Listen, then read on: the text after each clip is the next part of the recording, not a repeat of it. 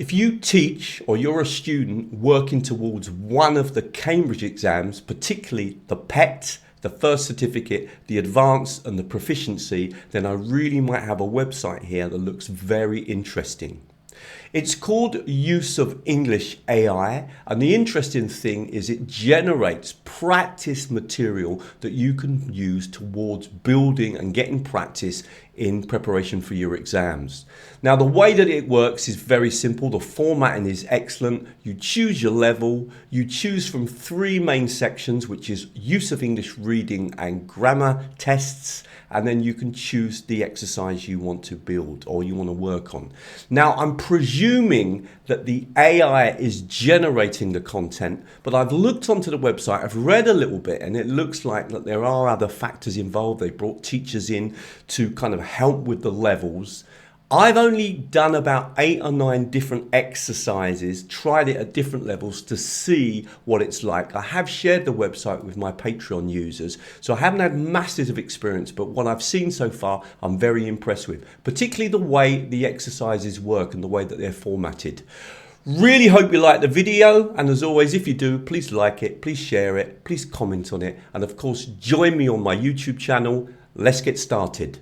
Now, there are a couple of things that you need to know before you use the website. It's called useofenglish.ai.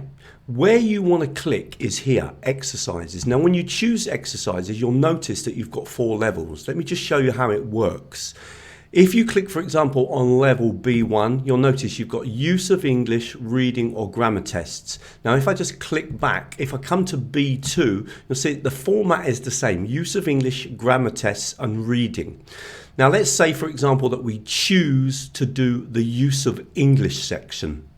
So if we click on the use of English section, you'll notice that you've got different formats or different kind of exercises that you can do, obviously linked to the exams. Now, each one of these works in a slightly different way. However, I must say the formatting and organizing and the feedback from the activities is very good and well organized. Now, just to show you how they slightly vary, so if we click on this closed test, for example, obviously it's generating a closed test for you. And to answer the questions, what you need to do is to click here and then obviously write your word in and then press enter. And then obviously move to the next one. Now, you do need to complete all of the words before you can check your level or check your answers. So you do need to do that first. Now, each exercise will slightly vary in the way it works. For example, if I come down to the multiple choice, it's slightly different. This time you click on the button or click on the space and then choose the appropriate word. So the formatting will depend to some degree on the activity that you try out.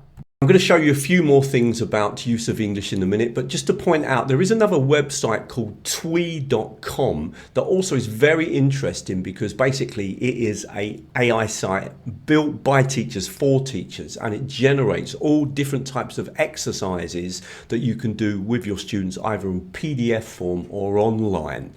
Now, if you're interested in learning about twee.com in case you don't know it, then watch the video that's on the screen now, because I think this is also an excellent tool if you're an English teacher. So as well as the use of English section, we've also got a reading section. We can click here, we can choose between the 2 different activity types. We can click on it. It's going to generate, in this case, a text for me.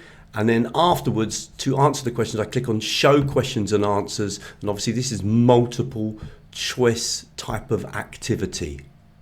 Now, we also get grammar tests. Perhaps what we can do with the grammar test is jump to another level. So if we click to C2, notice it is the same format of use of English reading and grammar test, but of course the grammar test is going to be much more difficult at level C2.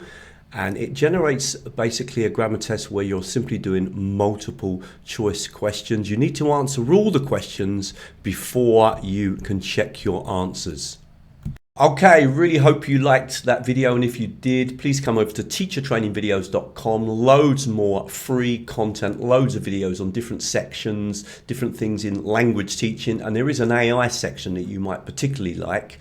And don't forget, if you're interested, sign up to my newsletter. That way you'll keep up to date with all the latest videos, the webinars, the courses, etc. And at the moment we are giving away a free 14-part video course where I basically highlight the best technologies and the most popular videos on my YouTube channel. Finally, I'm going to recommend a video that I put up the other day that basically shows you how you can get your students speaking, and it shows you a technology that you can use for free, and it shows you some ideas that you could perhaps try out with your students to try to develop their oral skills, which are obviously really important for the exams. Thank you very much, and I'll leave on the screen where you can subscribe to my channel and a really useful playlist of videos that I've made in 2025.